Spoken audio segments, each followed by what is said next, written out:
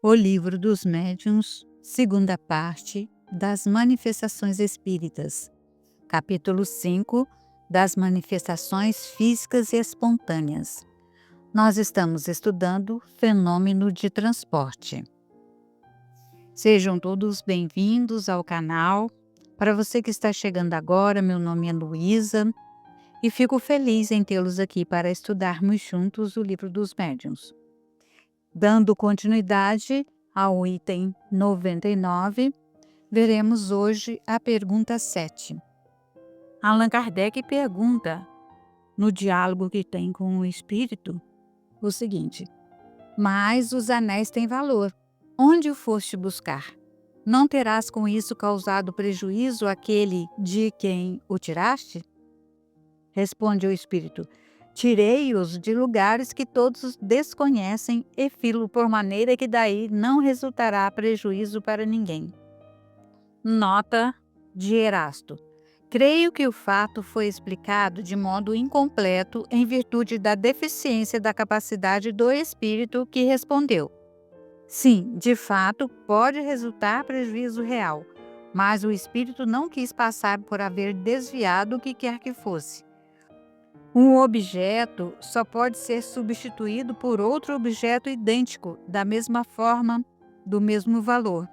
Consequentemente, se um espírito tivesse a faculdade de substituir por outro objeto igual, um de que se apodera, já não teria razão para se apossar deste, visto que poderia dar o de que se iria servir para substituir o objeto retirado.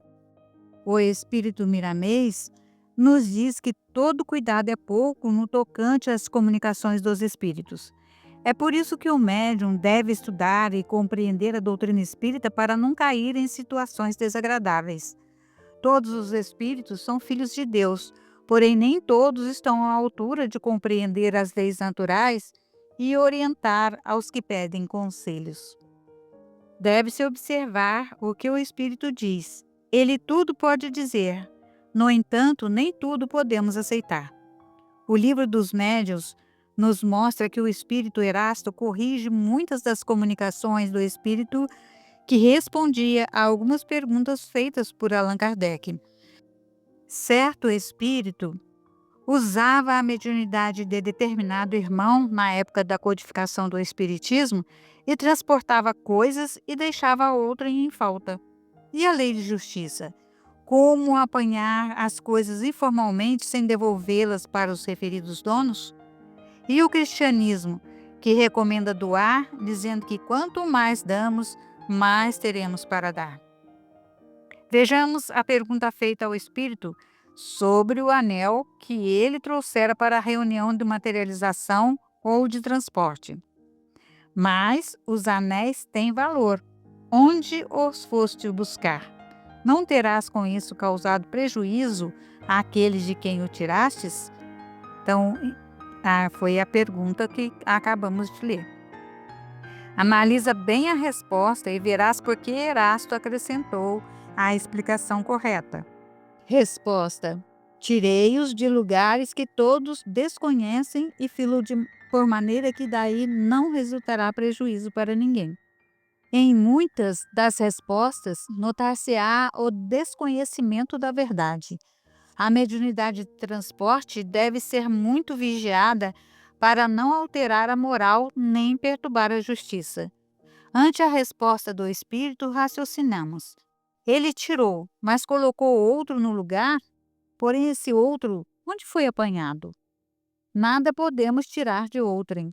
Por que não buscar na natureza coisas que não fazem falta, como flores silvestres, frutos e mesmo pedras? Ir nos guardados de alguém, apanhar o que lá foi posto por outro é roubo. Se a doutrina espírita é a escola da alta moral evangélica, haverá de dar exemplos de honestidade, de amor, de doação. Esses cuidados dos quais falamos deverão ser permanentes em todos os atos da vida, bem como e principalmente diante dos conselhos doutrinários contidos nas mensagens que escrevemos através da mediunidade.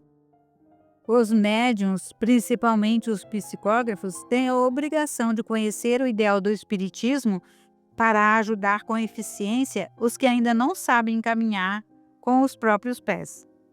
Os falsos profetas estão espalhados por toda parte e podes ajudá-los rejeitando o que não tem ressonância no Evangelho de Jesus e no bom senso do homem de bem.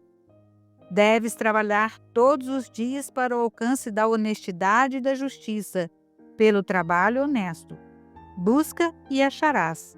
Se buscas sempre o aprimoramento, certamente encontrarás a compreensão e, passando a viver a verdade, ela te libertará da imperícia diante da vida. Os médiuns devem pedir a Jesus para terem sempre na vida um amigo como Erasto, como vigilante, de maneira a consertar o que deve ser mudado. No Evangelho segundo João, no capítulo 4, versículo 25, lemos: Eu sei, respondeu a mulher, que há de vir o Messias, chamado Cristo. Quando ele vier, nos anunciará todas as coisas. Ele veio, anunciou todas as coisas e prometeu que enviaria outro Consolador. Outro certamente porque ele era um. Esse outro chegou à terra na feição espiritual de uma doutrina, para falar as coisas que faltavam ser ditas. Falanges de espíritos desceram ao solo terreno, anunciando a boa nova para a iluminação das criaturas. São muitos os espíritos que trabalham sob a égide do Mestre. No entanto, o que toca aos homens, este devem fazer, tendo o devido cuidado para a separação do joio do trigo, de forma que a mediunidade seja canal de luz onde circula o Evangelho em todas as dimensões e dando entendimento aos homens para o nascimento do Cristo interno que irá comandar os destinos da alma. Esta é a filosofia da mediunidade, buscando no mais além a perfeição.